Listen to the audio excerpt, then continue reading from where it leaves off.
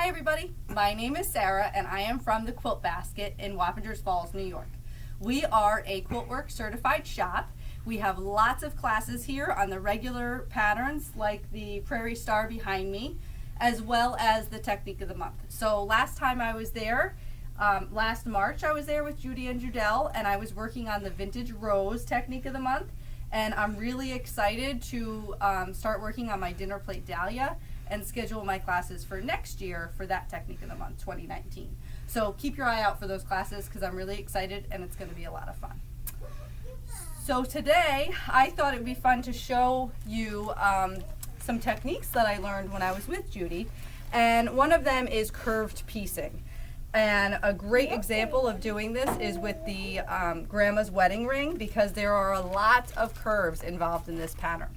So some of the products that I use are the fabric to fabric glue pen and also the refills. You're going to need a lot of these if you love glue as much as I do. So I started by buying the 1-pack, but I tend to buy 2 packs and maybe even two 2-packs or 3 2-packs at a time. Really love these for the curved pieces, and I'm going to show you why. Also, I really like the fine glass head pins, and I like the 48mm because they're longer, so it's great to get a nice weave in there to keep your fabric nice and smooth when you're about to sew and get everything set up. So I'm going to come around the front and I'm going to show you some of the things that I have. So first off, here is some of my pieces. So I've already paper pieced this part together, and here's my wedge for the middle. The first thing that you're going to do is take your 2 pieces and line up your smart corners. And you, of course, will learn about all of those when you learn to do a lot of these Quiltworx patterns.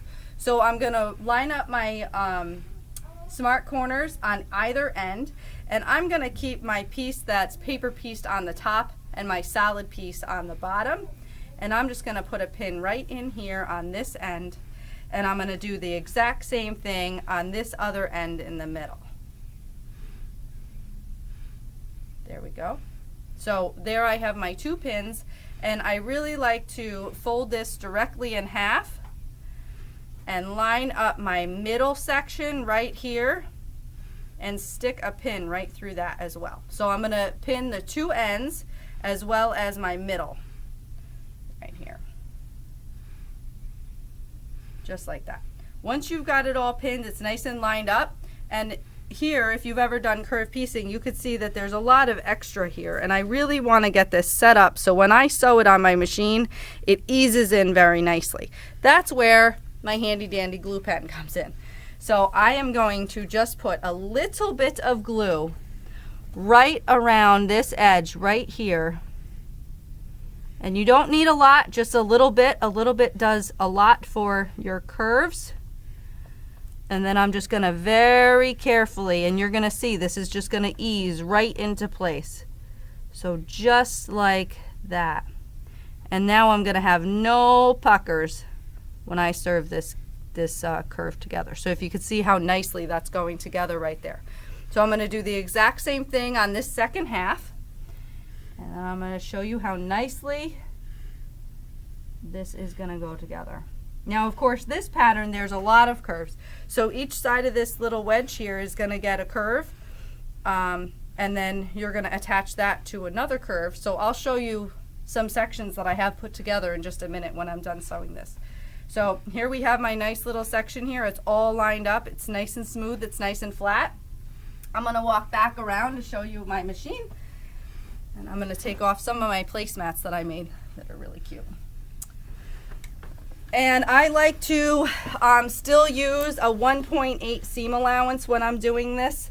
Once you're done with the paper piecing portion, you don't have to use a 1.8. You can go back up to the 2.0.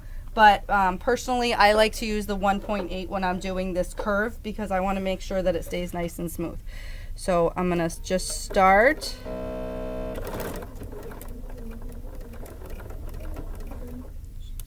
My pin. And this is going to very smoothly go right over. Of course, you're using a 1/4 inch seam allowance, as always. Make sure that you don't sew over your pins. So I'm just going to take them out as I go. As you do a curve piecing, you might need to fold your corners, or not your corners, but as you go, I'm kind of folding this fabric down a little bit right here, if you can see that. It's just helping to smooth this out just a little bit more. So that's just a little trick that you could do. And see that, so that it's nice and smooth, and you will end up with 0 puckers at the end of your curve. So as you're doing it, you just have to use your fingers a little bit. There we go. Remove my last pin. Come right back up to the end. And there we go. And I have a perfect piece that is smooth. And if I was near the iron, you would see. It's perfect. It's very smooth. If you can zoom in, can you see that? It's perfect. And that is because of the glue. And again, when you're fanning it just a little bit when you're underneath the foot and sewing it along. So for that, as I said, for each one of these wedges, you'll do one on the top and on the bottom. And then these will be attached to this section. So Grandma's wedding ring definitely has a lot of curves in it. So as I said, you may want triple of these double packs as I do. But I just love glue for any curve piecing that I'm doing. So I thank you a lot for joining me today and learning my few little tips that I have on the paper piecing that I have learned from Judy and Judelle. And I hope that you have a wonderful day, and we'll see you soon. Bye.